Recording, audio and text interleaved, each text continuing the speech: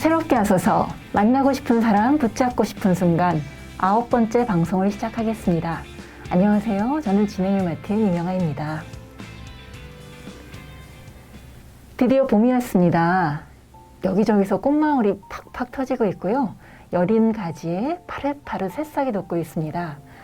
오늘 모신 분도 봄을 꼭 닮으신 분입니다. 겉으로는 굉장히 야리야리하신데요. 막 가늘가늘하신데 안에는 하나님 자녀로 살아가는 감사함과 그 열정을 아주 꽉꽉 담고 계신 분입니다. 직접 인사드리도록 하겠습니다. 권사님 안녕하세요. 네, 안녕하세요. 권사님 소개 좀 부탁드리겠습니다.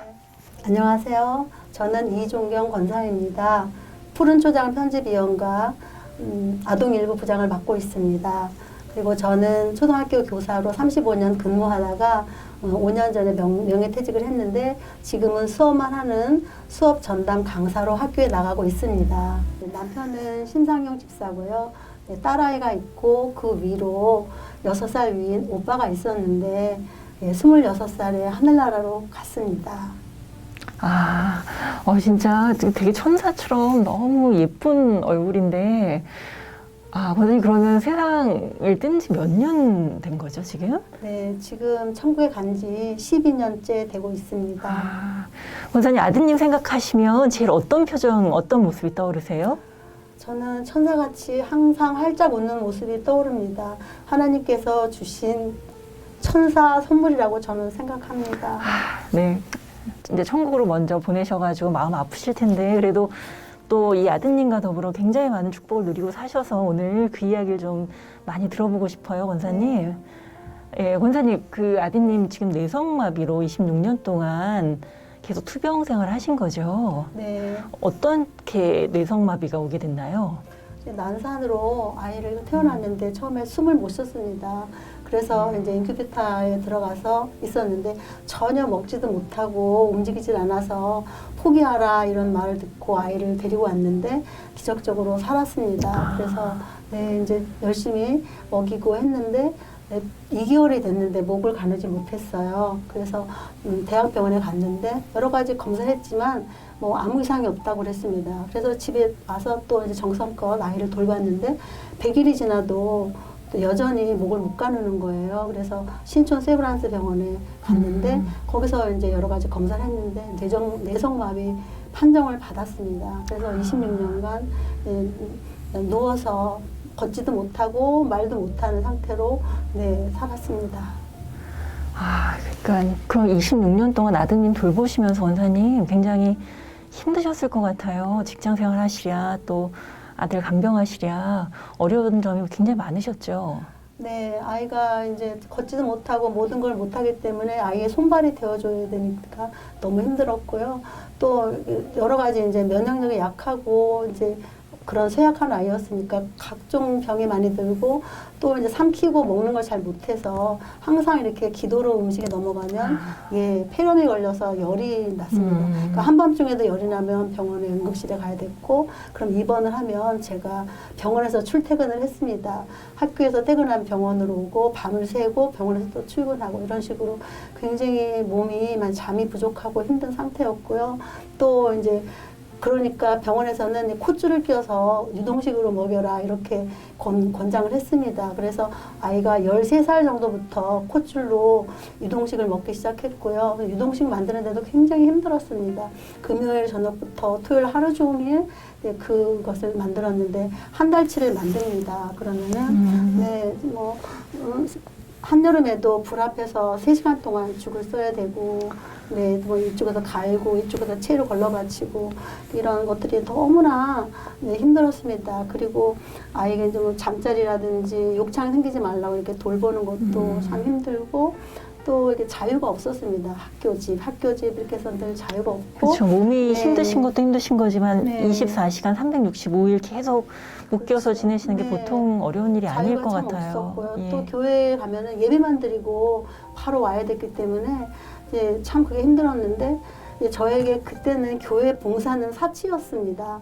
이제 교회 예배 마치고 오는데 어느 날 교회 식당을 지났는데 구수한 된장국 냄새가 났어요. 그래서 저는 그것이 너무 먹고 싶었습니다. 저는 그 교회 밥을 언제 먹나 늘 생각하고 거기서 점심을 드시는 분들이 정말 부러웠어요. 근데 저는 그거를 하지 못했습니다.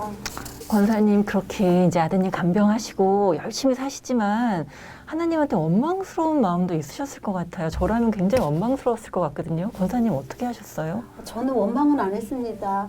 원망할 시간이 없었어요. 그냥 오로지 하나님께 매달려 기도를 할 수밖에 없었기 때문에 저는 원망은 안 했던 것 같고요. 네, 정말 할 수 있거든요. 무슨 말이냐? 믿는 자에게 능치 못함이 없느니라. 이 말씀을 꼭 붙잡고 늘 하나님께 기적을 베풀어 달라고 했습니다. 죽은 나사로도 살리신 하나님 말씀 한마디면 우리 아이가 벌떡 일어나 걸을 수 있고 말할 수 있습니다. 제발 기적을 베풀어 주세요. 항상 이런 마음으로 기도했습니다.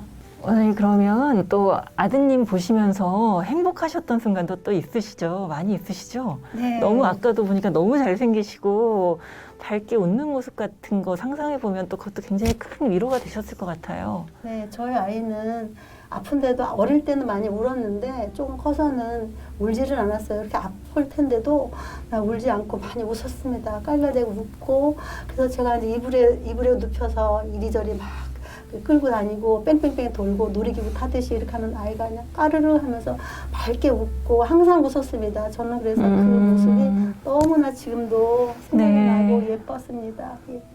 원사님 그 정말 천사 같은 아드님이랑 이별하시는 게 참 어려운 일이었잖아요. 네, 네. 근데 무슨 사고가 났었나요? 왜 어떤 계기로 천국에 가시게 됐나요, 아드님은? 아, 네.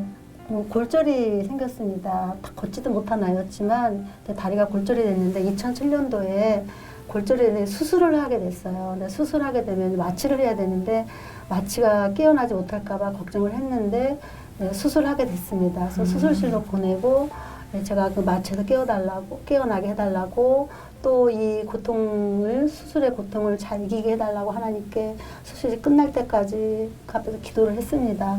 그리고 이제 그랬는데 다행히 마취에서 깨어났어요. 아, 수술이 잘 된 거네요. 예. 네, 마취에서 깨어났는데 그때부터 몸이 많이 망가졌습니다. 아, 네. 네, 중환자실에 있으면서 이제 욕창도 생기고요. 면기저기에서 이제 그걸 못하니까 네, 욕창도 생기고 몸이 많이 망가져서 2009년도 여름에 집에서 심정지가 왔습니다. 그래서 네, 심폐소생을 하고 병원에 갔는데 심장은 박동은 돌아왔는데 자가 호흡이 돌아오지 않았어요. 그래서 뇌사 상태였다고 병원에서는 그랬습니다.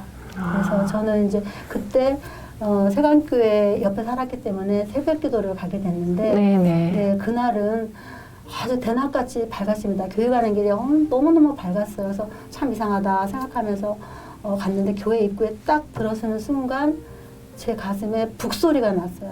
쿵쾅 쿵쿵 엄청 큰 북소리가 났습니다.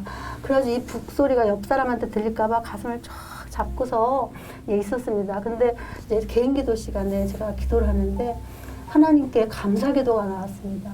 하나님, 아들을 천국에 가게 해주셔서 감사합니다. 천국 백성 되게 해주셔서 감사합니다. 이런 기도가 저절로 그렇게 저절로 이렇게 나왔어요? 천국 백성 보내주셔서 감사하다고 이게 감사 기도가 나왔습니다. 그러면서 이 북소리도 점점 줄어들고 마음에 평안이 왔습니다. 그래서 이제 기도가 끝나고 집에 올 때는 마음이 평안하면서 제가 아이가 지금 천국에 갔구나 이걸 직감할 수 있었습니다. 굉장히 오랜 시간 권사님도 힘드셨고 이제 아드님도 힘드셨는데 다행히 천국에 가셨고 또 그 확신을 눈으로 보여주셨고 마음 느끼게 해주셔서 감사한데 이렇게 아드님 가신 다음에는 생활도 많이 달라지셨을 것 같아요. 예, 어떤 생활의 변화들이 있었는지 좀 궁금하거든요. 제일 먼저 교회밥 드실 수 있게 되셨나요? 네네.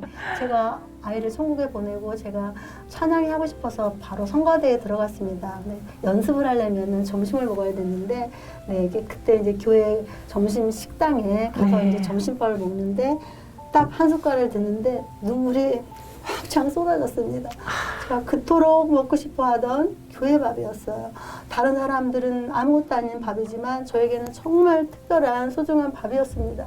저에게는 이런 밥을 먹을 시간이 없을 줄 알았어요. 근데 이 밥을 끝까지 먹으면서 정말 감사의 눈물을 흘리면서 먹었던 기억이 납니다. 네. 조금 시간 텀은 있었지만 지금 또 아동일부 부장님으로 또 섬기고 계신데 그 일은 또 어떻게 맡게 되셨나요? 네, 2019년 크리스마스 이브였어요. 네, 이혜승 목사님께서 전화를 하셨어요. 아동일부 부장을 좀 맡아달라고요. 근데 저는 교회 학교 교사를 한 번도 해본 적이 없습니다. 이제 아이 보내고 성가대만 했기 때문에 그래서 저는 그 시스템을 전혀 몰라서 저는 할 수 없다 하더라도 교사를 한 다음에 부장을 맡겠다 이렇게 말씀드렸는데 그러면 목사님께서 기도해 보시고 그 다음날 답을 달라고 하셨습니다. 그래서 제가 전화를 끊었는데 제 마음속에 천국 가는 아들이 이렇게 말하는 것이었어요. 엄마 한다고 하세요. 기회를 주실 때 하세요. 이렇게 말하는 것이었어요. 그래서 저는 기도를 했습니다. 하나님, 저는 할 수 없어요. 교회 학교 교사 한 번도 안 해봐서 할 수 없지만 하나님이 도와주시면 할 수 있을 것 같아요. 하나님, 저를 도와주세요. 간절히 기도했습니다. 그리고 그 다음날 성탄절 예배를 마치고 목사님께 하겠다고 제가 말씀을 드렸습니다. 네, 원사님 그 아동부 섬기시는 거 굉장히 기쁨으로 하신다고 지금 소문이 쫙 났어요. 그 심지사님하고 두 분이서 너무 이렇게 아름다운 모습으로 섬기신다고 모습만 봐도 은혜가 된다는 이야기 제가 들었거든요. 어떤 마음으로 섬기고 계세요? 네, 제가 그래서 2020년 첫 주일날 아동부 예배를 처음 드리는데 제가 찬양에 너무나 은혜를 받았습니다. 완전히 아이들의 찬양 소리가 천상의 소리였어요. 그동안에 학교에서 음악 시간에 수도 없이 아이들과 노래 불렀지만 이러는 소리는 아니었거든요. 아이들과 하는 그 찬양이 너무나 감동적이어서 제가 그날 제 첫 예배를 정말 눈물 흘리면서 예배를 드렸습니다. 너무 감사했습니다. 네. 그런 소리는 아무나 들을 수 있을 것 같지 않아요? 준비된 사람만 들을 수 있을 것 같아요. 저는 그래서 기회를 주신 하나님께 너무 감사했어요. 제가 네. 정말 아동일부 부장 안 했으면 어쩔 뻔했나. 저는 정말 예. 기회 주신 것이 얼마나 감사한지 모릅니다. 네. 권사님, 근데 그 또 교회 밖에서 권사님 아드님 보내신 다음에 상담 공부도 하셨다고 들었거든요. 어떤 계기로 하시게 됐는지도 말씀해 주세요. 네. 제가 아이들 장애아 어머니들을 이렇게 보면 참 수심에 차서 힘이 없이 이렇게 앉아있는 모습을 제가 많이 봤습니다. 그래서 정말 안타까웠어요. 그래서 그분들을 위로하고 상담을 하고 싶었습니다. 근데 이제 누군가를 상담하려면 이제 자격증이 필요하기 때문에 제가 대학원을 가서 상담 공부를 하고 전문 상담교사 1급 자격증을 땄습니다. 그래서 상담가들이 모든 것을 다 경험하고 상담할 수는 없지만 저는 장애아 엄마로 장애아를 길러봤기 때문에 누구보다도 그 고통과 아픔을 잘 알고 있습니다. 그래서 그분들과 고통과 아픔을 함께하고 위로하고 또 더욱더 신뢰감이 쌓이면 또 살아계신 하나님을 전하고 복음을 전하는 것이 제 꿈입니다. 아드님이 권사님한테 또 새로운 비전, 새로운 소망을 주셨네요. 네. 그리고 하나님 눈길이 닿는 곳에 권사님 눈길이 같이 가는 것 같아서 이게 진짜 하나님 사랑이구나 이런 생각도 제가 드는데 권사님 그렇게 상담 공부하시면 가르치는 학생들 중에서도 더 아픈 아이들이 많이 보이셨을 것 같아요. 기억에 남는 학생 있으신가요? 네, 그 당시 상담 공부할 때 제가 1학년 담임을 했었는데요. 정말 저희 반에 굉장히 힘든 아이가 있었어요. 너무나 이제 말썽을 많이 부리고 수업 시간에 방해하고 싸우고 뭐 물건을 던지고 돌아다니고 정말 힘들었습니다. 결손가정 아이였는데요. 엄마가 없으면 잠을 못 자는 아이였는데 그때 엄마가 없이 아빠가 키우고 있었습니다. 그래서 제가 어떻게 하면 이 아이를 좀 잘 지도할 수 있을까 여러 가지 고민을 많이 했는데요. 그래서 점심 식사 끝나면 아이 손을 잡고 학교 정원을 걸었습니다. 네, 연못도 구경하고 또 꽃 이름도 말해주고 그리고 이제 뒷마당에 가면 아이들이 별로 안 와요. 그래서 거기서는 아이를 업어줬습니다. 체구가 좀 작았거든요. 업어주고 얼마나 좋았을까요, 아이가. 업어주고 또 네이크로바도 찾고 또 꽃목걸이도 만들어주고 그다음에 학교지도 하면 아이들 다 보낸 다음에 슈퍼마켓에 가서 먹고 싶은 거 골라라 했습니다. 한 5,000원어치 골라라 그러면 아이가 뭐 아이스크림, 뭐 과자 이렇게 고릅니다. 그런 것을 집에 가서 형아랑 나눠 먹어라 이러고 보냅니다. 그리고 한 번은 너무 싸워서 제가 조건을 걸었어요. 일주일 동안 안 싸우면 선생님 집에 강아지를 데리고 오겠다 했습니다. 그랬더니 와, 애들한테 싸우려고 최고의 하면, 선물이죠. 싸우려고 하면 아이들이 이제 반 아이들이 다 뜯어 말리는 거예요. 아, 너 예. 강아지 보고 싶지 않니? 그러면서 그냥 다 뜯어 말리는 거예요. 그래가지고 정말 기적적으로 일주일 동안 안 싸웠어요. 하루에 몇 번씩 싸우는 애가 네, 안 싸웠어요. 네. 그래서 제가 약속을 지켜야지요. 그래서 저희 딸아이가 강아지를 데리고 왔습니다. 그래서 아이들이 그날은 아이들 완전히 강아지 축제가 됐죠. 아, 네. 그 아이가 이제 진급을 하고 저는 이제 다른 학교로 전근을 갔어요. 그래서 그래도 그 아이가 항상 어떻게 자랐나 좀 궁금했거든요. 근데 한 2년 전쯤에 전화가 왔어요. 낯선 전화인데 제가 받아보니까 그 아이였어요. 선생님 저 안부입니다. 네. 저 너무 놀랐죠. 아, 그래가지고 네. 만났어요. 만났는데 그 아이는 고등학교 1학년이었어요. 그래서 예, 기술을 배우는 공업 고등학교에 다닌다. 그러면서 정말 아이가 정말 키도 이렇게 커지고 정말 씩씩하고 늠름해졌더라고요. 그래서 얘기해 보니까 자기의 생각도 뚜렷하고 꿈도 있고 비전도 있었습니다. 아이가 이렇게 달라졌어요. 정말 잘 자랐더라고요. 그래서 제가 너무 네, 감사했습니다. 선생님 너무 네. 권사님 선생님으로서 너무나 큰 보람을 그리고 느끼셨죠. 그 외에도 뭐 네. 명절이나 스승의 날 때면 꼭 연락을 해요. 선생님 감사하다고 네. 건강하시라고. 그래서 제가 너무 감사하고 이렇게 아이들은 보이는 게 다가 아니다. 얼마든지 달라지고 변할 수 있다라는 것을 느끼면서 이건 이렇게 제자가 또 잘 되는 걸 보면 또 교사의 보람이라고 아, 생각합니다. 그럼요. 권사님 권사님 작년에 뇌경색으로 병원에 입원하셨었죠. 아, 네. 근데 그때도 굉장히 말씀에 큰 은혜를 받으셨다고요. 네, 작년에 이제 이 여름에 6월 달에 이제 뇌경색 진단을 받았는데요.